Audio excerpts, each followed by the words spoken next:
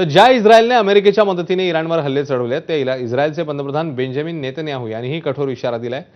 खामेनींच्या जीवाची कोणतीही हमी नाही अशा शब्दात नेतन्याहूंनी धमकी दिली आहे.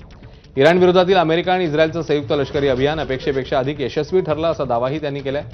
दरम्यान खामेनी आणि हिजबुल्लाचे नेते नईम कासिम यांना लक्ष्य करणार का असा विचारला असता नेतन्याहूंनी दिलेलं उत्तर लक्षवेधी आहे. कोणत्याही दहशतवादी संघटनेच्या नेत्यांसाठी लाईफ इन्शुरन्स पॉलिसी घेणार नाही अशा शब्दात त्यांनी आपली भूमिका मांडली.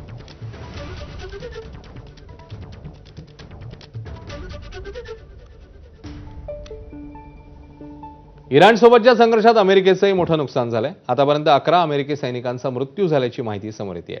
काल इराकमध्ये विमान दुर्घटनेत 4 अमेरिकी सैनिकांचा मृत्यू झाला होता, तर 1 मार्चला कुवेतमधल्या अमेरिकी तळांवरील हल्ल्यात 6 सैनिक मारले गेले.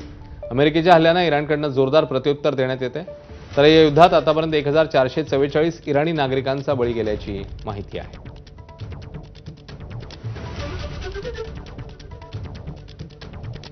तर युद्धाच्या 14व्या दिवशीही इराण आणि इस्रायलमध्ये तुफान संघर्ष पाहायला मिळतो. दोन्ही बाजूने एकमेकांवर आक्रमकपणे हल्ले होत आहेत. मागच्या 24 तासात इस्रायलकडनं पश्चिम आणि मध्य इराणमध्ये 200 पेक्षा जास्त तळांवर हल्ले झाले. इस्रायलच्या लढाऊ विमानांनी मोठ्या प्रमाणात हवाई मोहिमा राबवत इराणच्या बॅलिस्टिक मिसाईल लॉन्चपॅड, संरक्षण प्रणाली आणि शस्त्र निर्मितीशी संबंधित ठिकाणांना लक्ष्य केलंय. या कारवाई दरम्यान मोठ्या प्रमाणात स्फोटकं टाकण्यात आली. या कारवाईचा उद्देश इराणकडून इस्रायलच्या भूभागावर होणाऱ्या मिसाईल हल्ल्यांची क्षमता कमी करणं असल्याचं इस्रायलचं म्हणणं आहे.